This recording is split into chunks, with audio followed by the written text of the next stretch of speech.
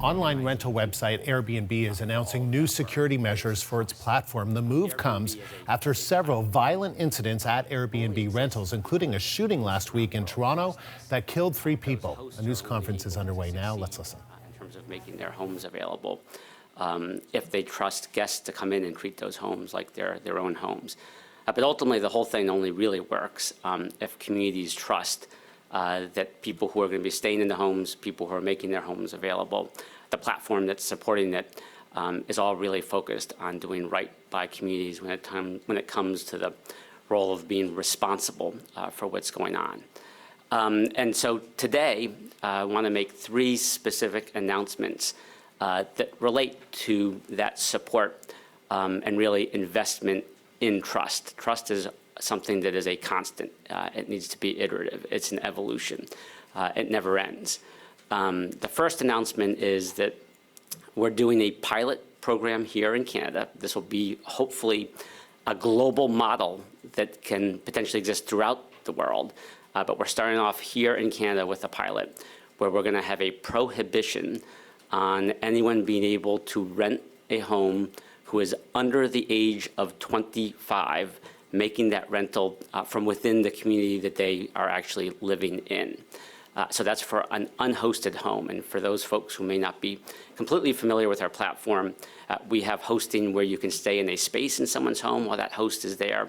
We also have the opportunity or availability for people to be able to rent an entire home without a host. So this prohibition is going to apply to those folks under 25 who are renting an unhosted home within the community in which they live in. And the reason why we're doing this is that our research shows that is a cohort that in particular over-indexes when it comes to issues related to so-called unauthorized party houses. And unauthorized party houses, are typically, when something goes wrong, are typically the situation when that takes place. And so for us, we're looking at the research. The research makes really clear that we can take a step in terms of addressing that by doing that type of prohibition. I also want to be clear that if you're under 25, you're still going to be allowed to make a reservation in a shared space. The host would be there. It makes it really difficult for there to be an unauthorized party.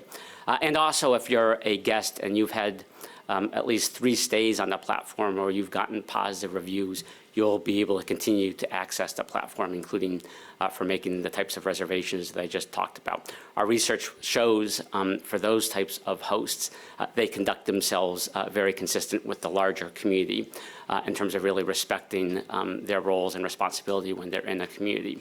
And just to put a little bit of precision on the data, we know from our research that 99.9% of the people who engage on Airbnb are good people. People welcome guests in as if they're extended members of their family. Those guests typically treat homes like they're their own homes.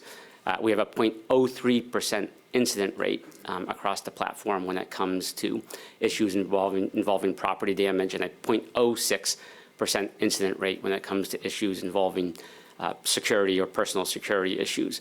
But as I said earlier, those numbers over-index and get higher when you're looking at those types of reservations made by people under 25 doing a reservation that's unhosted within the community that they live in.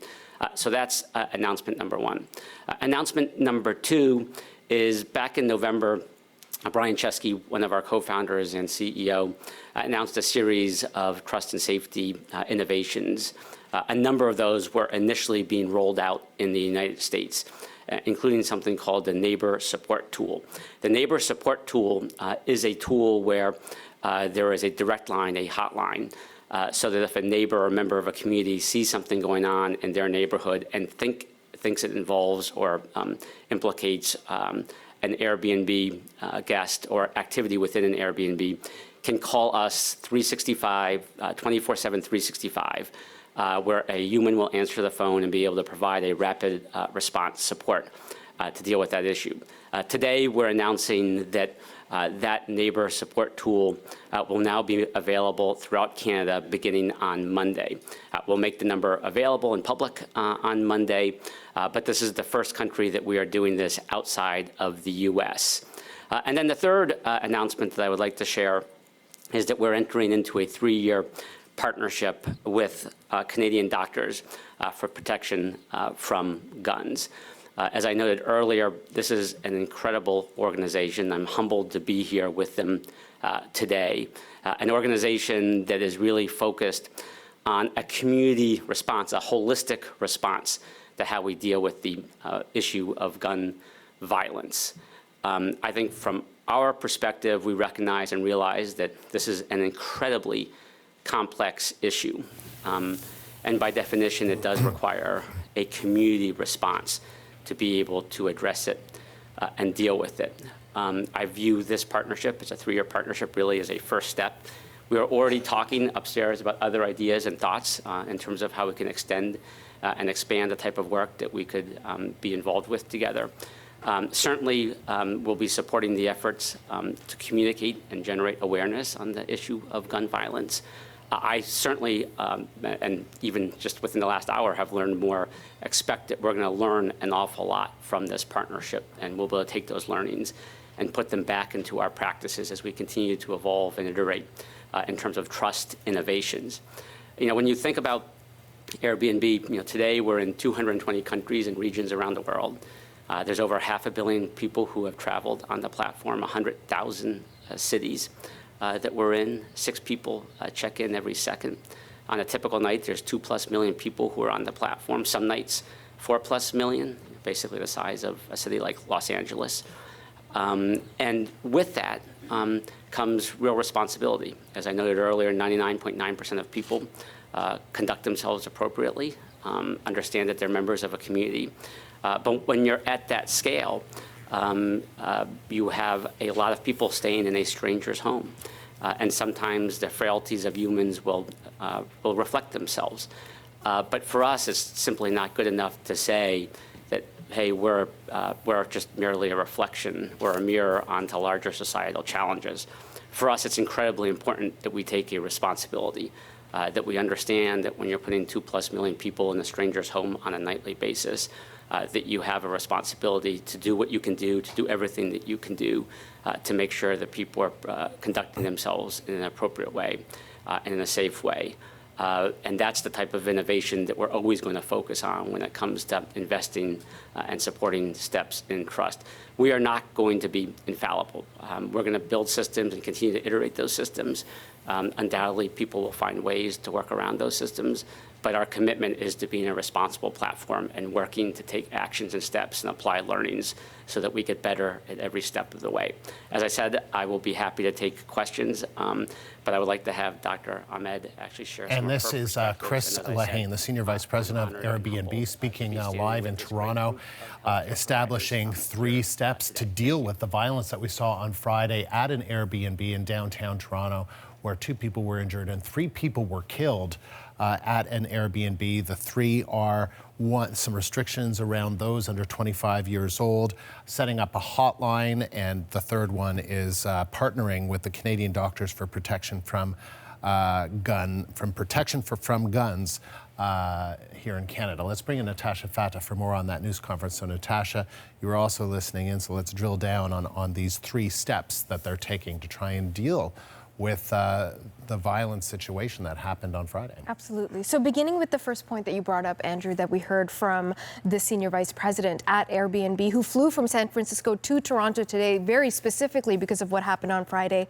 And so he says that anyone who's under the age of 25 and is considered unauthorized, they will not be able to rent full homes. And so the whole sense of that is that you need to be someone who is established, you need to meet certain criteria, and then that would prevent people under a certain age from throwing these massive parties, which are often associated with sometimes unruly and sometimes violent, deadly behavior as it relates to Airbnb. So they're saying they're piloting this measure designed to prevent Canadian guests under the age of 25 from booking local entire home listings in Canada, with the goal of reducing incidents of unauthorized parties. So it's very specifically about parties where people are drinking, perhaps there's drug use, perhaps things get out of hand, and then they don't want to be in a difficult situation. They also also go on to say that Canadian guests under the age of 25 who meet certain criteria, including having an established track record on the service, because it is a community where you get rated by the people who you're interacting with. If they've got positive reviews on Airbnb, they will still be eligible to book local entire home listings. So there is some wiggle room in case people under the age of 25 who do behave responsibly are wondering, well, this puts us in a difficult position. They say they're going to try and manage that. Now, the second point that I thought was really interesting was the neighborhood support tool. Essentially, they're going to set up a phone number right across Canada. This is the second country to take this on after the United States. And if you know that your neighbor has an Airbnb, but you suspect some inappropriate behavior is going on, that perhaps something dangerous is going on, you can call this hotline with Airbnb. You will talk to a real human being, and then they will take on the responsibility of perhaps dispatching police or whatever the case may require. I think with this will bring up a lot of questions from folks, because there have been incidents in the past where the police have been called.